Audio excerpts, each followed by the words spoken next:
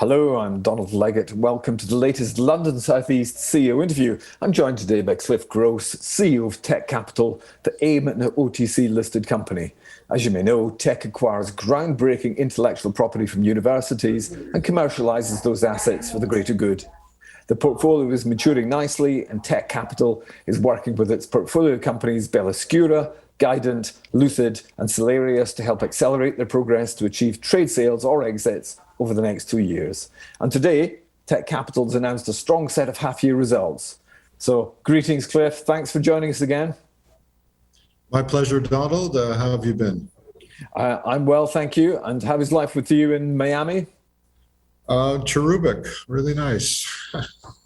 Okay, you're smiling because your half-year results are good. Do you want to? Yeah, the results are good. The weather is good. It's good all around, actually. It's fantastic. Would you like to start the interview by summarizing the half-year results for us? Yeah, it's really straightforward. Our most important measure is NAV, net asset value. And our net assets clicked over $50 million for the first time. They're up 56% over the last reporting period. So that's something to write home about. Our NAV per share reached 39 cents over the previous period, which was 35 cents. And we had a total revenue of $14.5 million for the first 6 months and a profit of $13 million. Okay. What progress do you hope for in the rest of the year, in the second half of the year?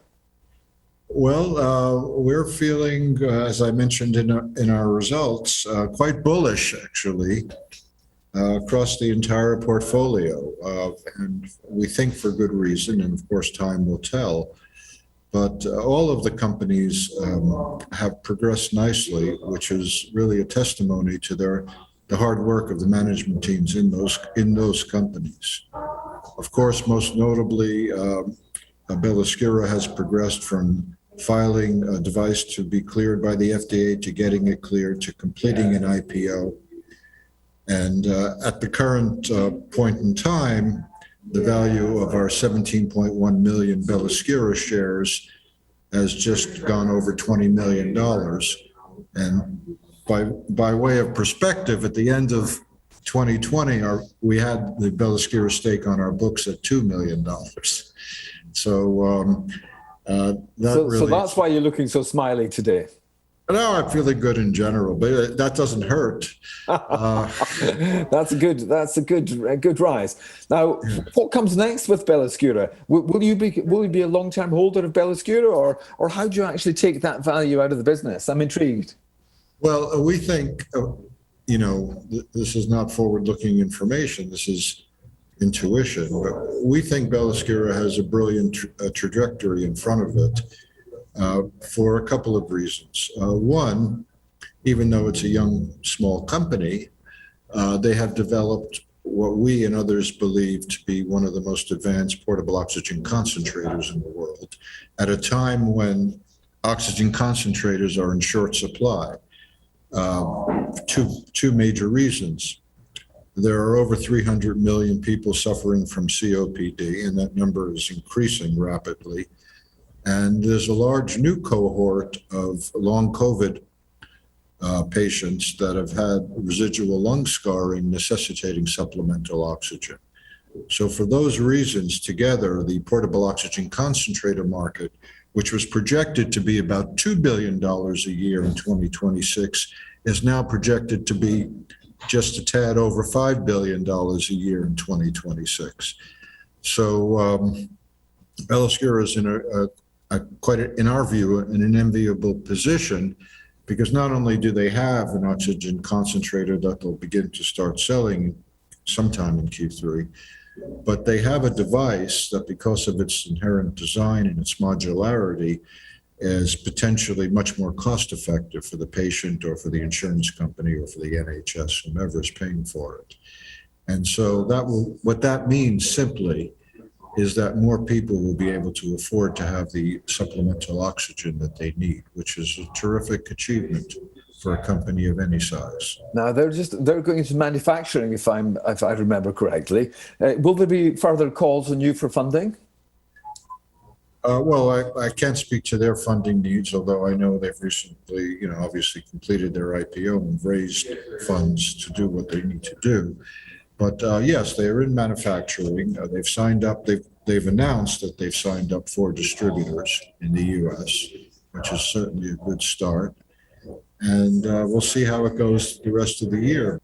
And what about the exit strategy for the 3 remaining assets in the portfolio, which would be Lucid, Guident, and Salarius? We've talked about them often. A quick overview of the next 2 years and what you hope to achieve in those 2 years would be very, very useful. Sure. Well, as we have previously discussed, the reason why we put these companies together is twofold. One is we felt that they have compelling intellectual property that, if successful in the market, could improve the quality of lives of their customers. The second goal is to do that. Those companies have to grow, and they will actually either be acquired, in our opinion, or floated over the next 2 years, each and every one of them. That is our goal. Whether it occurs, of course, we'll see.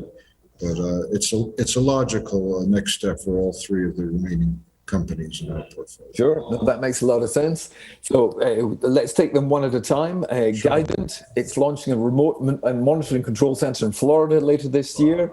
So what were the operational highlights there in the past 6 months? And just generally, how excited are you by the whole potential of Guident and all the interesting things that those guys are getting up to? And ladies, sorry. Yeah, sure. I'm glad you're politically correct on that. But it's true. It's a team. Sure, absolutely. Well, it's almost ineffable. I mean, what they have achieved with their small team, thanks to Harold Braun's really excellent tutelage, is they have developed and demonstrated a remote monitoring and control center for autonomous vehicles, and you could see it in our presentation. There's a video. And what it does is it enables a secure remote monitoring center to monitor the streaming video from any autonomous land-based vehicle and actually be able to take over control of that vehicle if it gets into Dutch, if you need to call a first responder, if you need to move it off the motorway, whatever might be required. And the trick to doing that with some clarity is having very low latency between the time the signal is created at the vehicle and the time the person in the remote monitoring center sees it, so they can respond in something akin to real time. And they've achieved that. And they have that whole process is clarified by a term called latency. Less latency, the better. And they're monitoring the latency now, but it seems to be perhaps amongst the best in the entire world. We'll have hard data on that in the next 2 or 3 months. Mm-hmm. So their goal is to build out this pilot remote monitoring and control center in Boca Raton, make it a stable, durable center that could onboard customers, and then to start onboarding their first customers by the end of this year. That is a great achievement for this company, and we think the business is going to go from strength to strength, because in the state of Florida, if you want to operate a land-based delivery device that's autonomous, you have to hook it up by law to a remote monitoring and control center. So Guident is building the first one that would allow operators of those devices to check that necessary box, enabling them to use those devices anywhere. And what's the plan? Do these other companies license the technology? How does it work? No. How do they make money out of it? No, sure. It's remote monitoring and control as a service. So the other companies, and it has an agnostic interface, so it could sign up devices from any company, and they would get a fee for either per delivery or per month per vehicle being monitored. So it's a SaaS model, managed service model. Wow. The other thing that model. Yeah, it makes for a full meal if you get it up to scale. And the other thing that's compelling about what Guident is doing, they have acquired a number of very good technologies in our view. One of them is a technology for generating electricity from shock absorbers for electric vehicles to help extend the range. Well, they've completed the design of this new regenerative shock absorber, and it's being manufactured as we speak, and then will be tested towards the end of the summer. And so fingers crossed, hopefully it will be able to produce the power that its specifications call for, which is roughly 100 watts per shock. Long story short, if they're able to deliver that amount of power, 4 regenerative shocks in an electric vehicle will, on average, extend the range of that vehicle. If it's traveling at 60 miles an hour on a Class A road, about 5 miles per charge. You could summarize progress with Lucid, which is your Bluetooth eyewear business. Yeah. Lucid is they make and sell proper prescription and sunglasses that are Bluetooth enabled that allow you to take and make calls, listen to music, talk to Siri, Alexa, Google Voice, order an Uber, all through your glasses. In fact, I'm wearing them, although I don't model the glasses for obvious reasons. They made 2 prior prototypes of these glasses in 2019 and 2020, which had some redeeming features and some flaws as well. They listened to the feedback of the customers, and in January of this year, Lucid introduced their first commercial product called Lucid Light.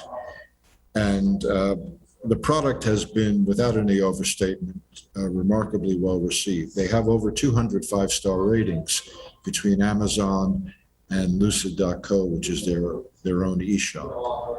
And concomitant with that, they brought on, a pretty remarkable team for an early stage business. They hired Frank Resigna as the head of global sales. Previously, Frank was the CEO of Viva Eyewear, which at the time was the 4th largest eyewear company in the United States. And then he also was the president of Guess Eyewear, which was a very significant global business. And they also hired Frank Strominger, who was the director of sports marketing for Timex watches. And they really are building out a team, and they're starting to open up retail accounts in eyewear stores, as well as selling online and through Amazon. And they've opened up accounts with more than 50 stores, quite a bit more than 50 stores, since they started opening up stores in late June of this year. And then they announced a few weeks back that they signed a deal for $4.6 million worth of glasses with the Canadian eyewear distributor. Over the next 30 months, they will be buying eyewear from Lucid of at least that amount to maintain their exclusivity in Canada. So the company is really firing on all cylinders right now, and they're having a hard time. And the next steps for Lucid? Excuse me? The next steps for Lucid? Is to build out the retail distribution of their eyewear to complement the online distribution. In the eyewear industry, roughly writ large, about 90% of sales occur at retail and 10% occur through e-commerce. And it's a large percentage of retail compared to other consumer products, primarily because people wear glasses on their faces and they want to see what they look like in person before they make a purchase.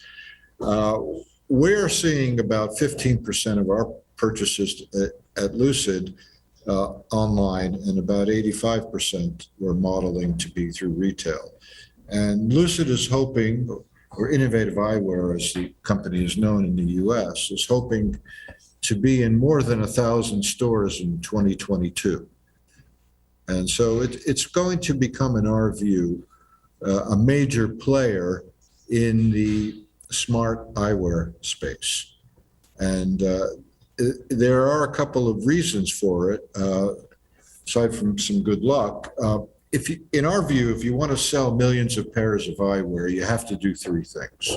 1, the eyewear has to look good. Otherwise, people don't want to buy it. Doesn't matter. 2, it has to be lightweight.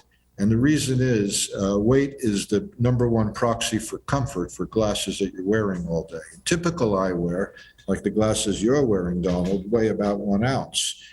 And the Lucid Light eyewear weighs about 1 ounce, just a tad over 1 ounce. And so it's the first smart eyewear that feels like normal eyewear. So you can wear it all day. So, and then the third point is the cost is very important for wide scale market penetration.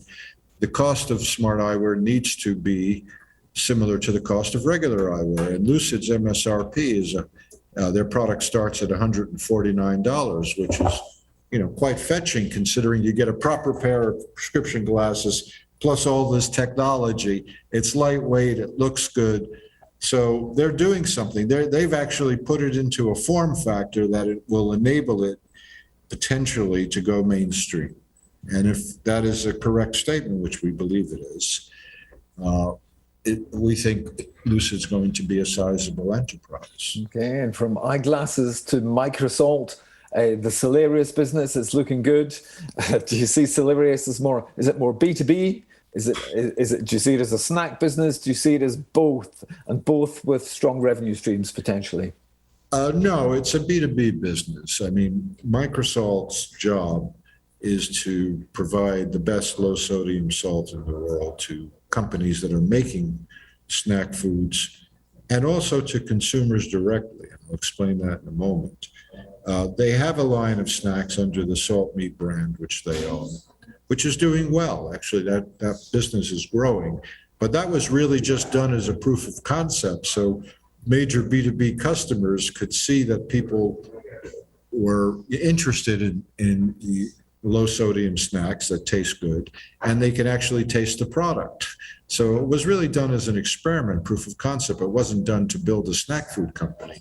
But as it turns out, there was enough demand to actually build a small snacks business, which they're doing. But that isn't the goal of the business. The goal of the business is to become the leading supplier of low sodium, all natural salt in the world. And that's a big business. That's a $1.5 billion business. And if we can make a dent in that business, what that means is we can help reduce the excess sodium consumption in people throughout the world, which will reduce cardiovascular disease, which is the number one cause of premature death. 17.9 million people each year die prematurely of cardiovascular disease. And the major controllable insult to contributing to that is excess sodium consumption. Well, Microsalt allows you to reduce the sodium by about 50% or more, depending on the type of snack, without negatively affecting the flavor, because it's all natural, non-GMO, kosher salt, just very small crystals that dissolve quickly. The other thing that Microsalt will be doing later this year is they'll be launching packets of Microsalt, much as you would buy packets of Splenda if you wanted to reduce your caloric consumption. You could buy packets of Microsalt to reduce your sodium consumption, and they hope to have them available in supermarkets, convenience stores, and restaurants throughout the U.S. Later on this year.